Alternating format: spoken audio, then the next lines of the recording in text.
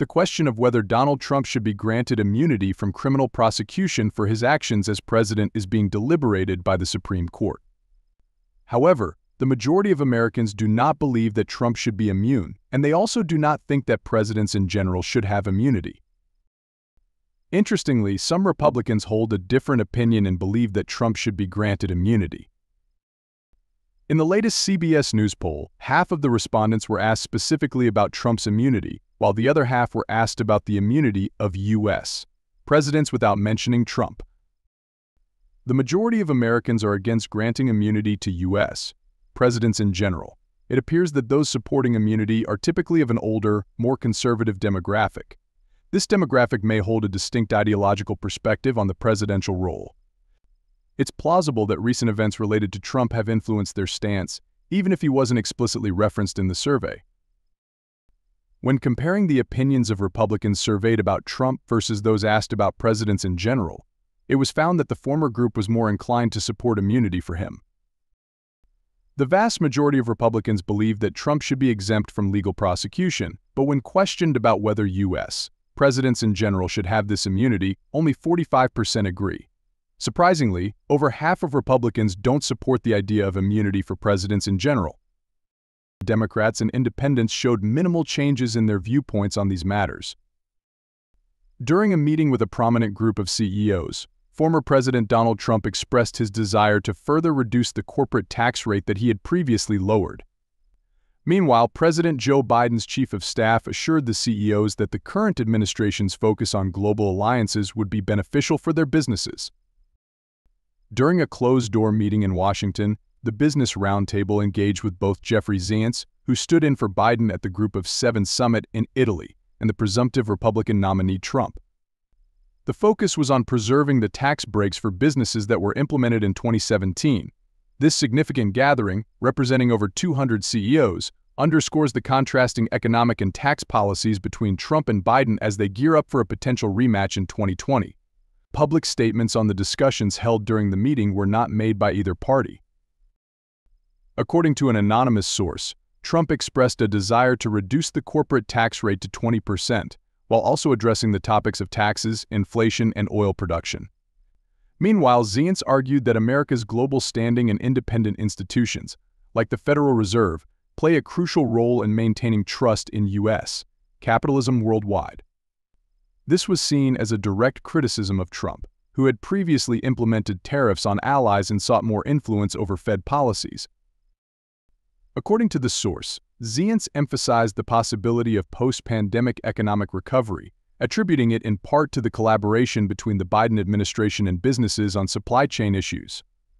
Furthermore, he warned the CEOs about the potential consequences of Trump's immigration policies and trade war threats, suggesting that they could lead to inflation spikes.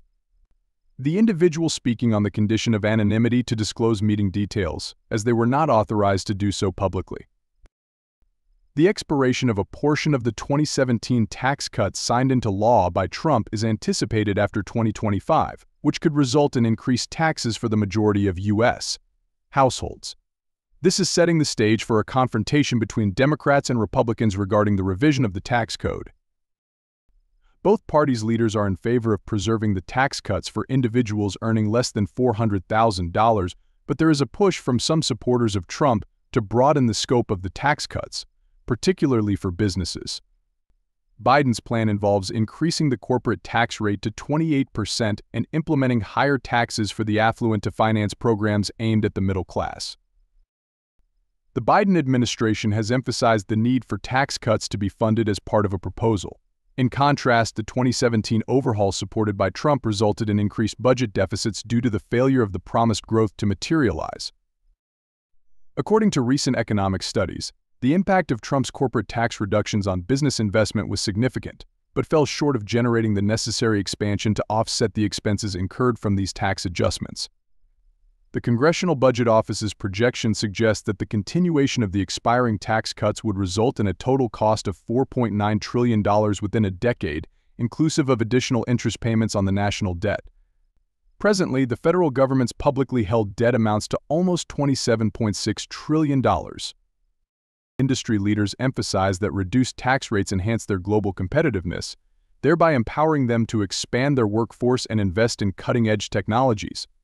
This, in effect, would contribute to fostering economic growth. On Wednesday, representatives of Cisco and Procter & Gamble informed the media that they would reduce their investments in the U.S. if tax rates were raised. John Moeller, the CEO and chairman of the board at PG, emphasized that any tax hike would ultimately lead to increased prices for consumers, stagnation in employee wage growth, and financial burden on shareholders. Moeller pointed out that assuming large companies can easily absorb such changes is overly simplistic and fails to acknowledge the broader societal implications. At a rally in May, Trump claimed that Biden's proposal to increase corporate taxes and raise business taxes would result in job losses and ultimately lead to the downfall of the country. He argued that higher corporate taxes would ravage the nation itself. Biden's budget proposal aims to raise nearly $2.2 trillion over a span of 10 years, with more than half of the revenue coming from setting the corporate tax rate at 28%. This increase, although lower than the rate Trump inherited, is seen as a potential threat to the economy. During a meeting with the National Republican Senatorial Committee at the Washington, D.C. headquarters of the Republican National Committee, Trump revealed that he has a strong inkling about his potential vice presidential running mate. He hinted that the announcement of his selection is likely to take place at the upcoming Republican National Convention in the summer. Trump shared these insights with Fox News' Aisha Hasni during their conversation. At one of the meetings, he was questioned about the presence of his chosen candidate. Trump responded, "I'm not keen on attending, but I believe the announcement will likely be made during the convention. There were some competent individuals, and we have a number of very talented people." The convention is scheduled for July 15th to 18th in Milwaukee. Trump mentioned that Virginia Gov. Glenn Youngkin, a Republican, might be among the top candidates. "I would definitely take that into consideration," he commented. "Yes, I haven't been specifically asked about him, but he would definitely be in the running." Inquiring about President Biden's parenting skills in light of Hunter Biden's recent legal troubles, Hasni questioned Trump during their conversation. Trump responded, expressing his view on the matter, emphasizing the gravity of the situation. Reflecting on his own experiences dealing with similar issues within families, Trump acknowledged the challenges and complexities that come with such circumstances. He highlighted the enduring nature of these struggles, whether related to substance abuse or other difficulties. Trump conveyed empathy for the difficult position faced by fathers, as well as siblings, in such situations, recognizing the ongoing nature of the challenges they encounter. Last week, Hunter Biden was found guilty of 3 felony charges stemming from the acquisition of a revolver in 2018. This occurred when he falsified a federal gun purchase form, claiming that he was not engaged in illegal drug use or addiction. Despite his son's conviction, Biden has stated that he will not exercise his presidential authority to challenge the ruling. He has previously expressed pride in his son, maintaining that he believes Hunter did nothing wrong. Following the verdict, Biden emphasized his dual roles as president and father, asserting his and Jill's love and pride for their son.